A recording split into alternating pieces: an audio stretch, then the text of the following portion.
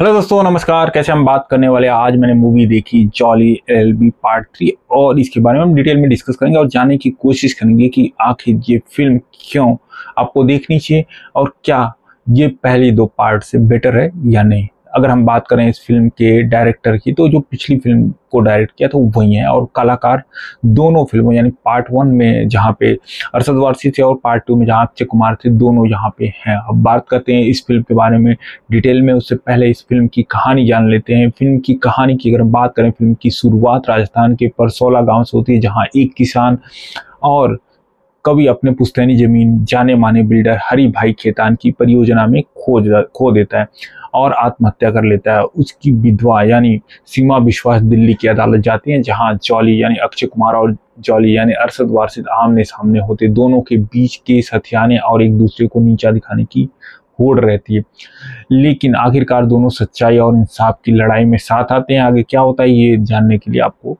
Film देखनी पड़ेगी। अगर हम बात करें इस कहानी में जमीन के मसले, किसान आत्महत्या, भ्रष्टाचार, अधिकारी और बिल्डर की मिली भगत जैसी कई संवेदनशील कहानियों को उजागर किया गया है। निर्देशक सुभाष कपूर ने कोर्ट रूम की गंभीरता को हास्य के स्पर्श के साथ बेहद प्रभावशाली अंदाज में पेश किया है।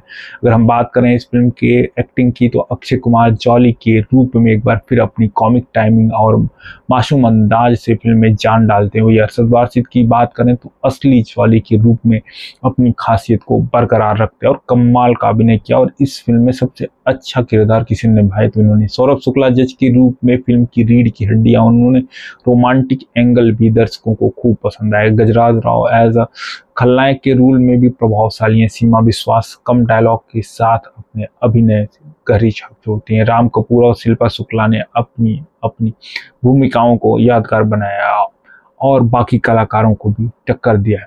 अगर हम बात करें इस फिल्म की डायरेक्शन की, क्योंकि ये फिल्म बाकी फिल्मों से इसलिए भी डिफर रहती है क्योंकि इस फिल्म के एक्टर और डायरेक्शन बहुत कमाल के रहते हैं। लेकिन निर्देशन की शैली में हास्य और सामाजिक कटाक्ष का शानदार मेल है। फिल्म की गति शुरुआत में 15 से 20 मिनट थोड़ी धीमी रहती है, लेकिन जैसे जैसे कोर्ट रूम क्लैश शुरू होता है फिल्म की रफ्तार पकड़ती है। कई दृश्य ओवर द टॉप लग सकते हैं, जिन्हें सिनेमैटिक लिबर्टी मानकर देखा जाए तो ये मनोरंजन का रसायन है। फिल्म का सेटअप लेयर्ड है, कहानी धीरे धीरे आगे बढ़ती है और हर मोड़ पर नई परतें खुलती रहती है। किसान, जमीन और व्यवस्था की समस्याओं को फिल्म वैसे ही पर्दे पे उतारती है।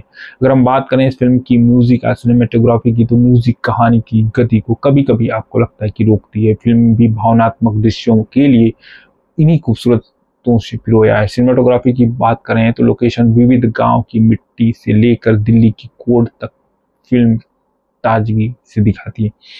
अगर हम बात करें सामाजिक संदेश और मनोरंजक, फिल्म कोर्ट सिस्टम पर कटाक्ष करते हुए किसानों के अधिकारों की लड़ाई को बड़े पैमाने पर उठाती है। संवादों में गहरा व्यंग्य और मजबूत पंचलाइन सुनने को मिलता है। फिल्म मेरी जमीन मेरी मर्जी जैसे दमदार संदेश देती है। हालांकि फिल्म पूरी तरह परफेक्ट नहीं है, लेकिन ये मनोरंजन और सामाजिक विचार दोनों का बेहतरीन मिश्रण। फिल्म अपने पहले दोनों पार्ट में जितनी प्रभावशाली भले न हो, परंतु मौलिक व जॉली फ्रेंचाइजी की आत्मा को संभालने सक्षम रही है। दर्शकों को कोर्ट रूम ड्रामा, पंचम, दिलचस्प क्लैश और भावात्मक सीन बहुत ही बढ़िया लगेंगे। हालांकि कुछ ओवर ड्रामा और रिपीटिव मूवमेंट थोड़ा सा चुभते हैं। ओवरऑल देखा जाए तो ये बहुत ही अच्छी, बहुत ही मनोरंजन लायक फिल्म है। लेकिन ये जो अक्षय कुमार की 100 करोड़ वाली फिल्म में शामिल हो पाएगी कि नहीं, ये आने वाला वक्त ही बताएगा। अगर हम बात करें इस फिल्म के बजट का, तो ये फिल्म जो है 120 करोड़ में और 2 दिनों में लगभग 50 करोड़ के आसपास, 43-45 करोड़ के आसपास इसने अर्निंग किया है। तो ओवरऑल देखा जाए तो ये फिल्म 100 करोड़ क्रॉस कर सकती है। और दूसरी सबसे इम्पोर्टेंट चीज़, क्योंकि ये फिल्म अक्षय कुमार के लिए बहुत इंपॉर्टेंट है, साथ में जिस हिसाब से अभिनय किया है अरशद वारसी ने, उन्होंने कमाल का काम किया है।